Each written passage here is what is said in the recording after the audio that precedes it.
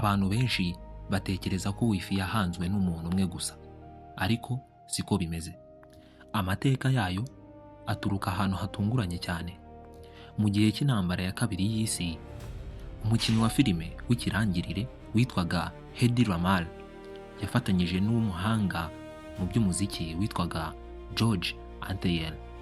Bakoze uburyo bw'ibanga bwo kohereza amakuru bakoresheje guhinduranya imiyoboro y'itumanaho buzwi nka frequency hopping. Hashize imyaka myinshi, abashakashatsi bo muri Australia bakemuye ikibazo gikomeye cyari kibangamiye ikoranabuhanga.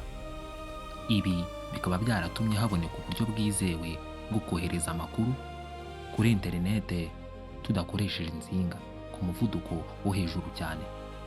Nyuma yaho, Vike Hayes, uzwi na benshi nka se wa Wi-Fi cyangwa se the father of Wi-Fi, yayoboye itsinda mpuzamahanga ryashyizeho amabwirizwa azwi nka IEEE 802.11 cyangwa se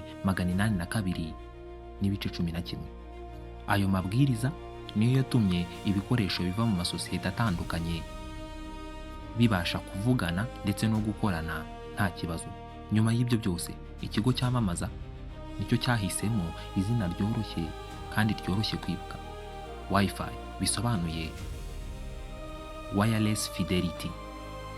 Niryo zina rikomeje gukoreshwa ku isi yose kugeza uyu munsi.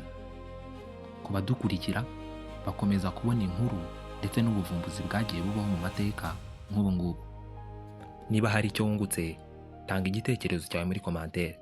Jye wumvaga nitwa King Video. Nawe ubutaha.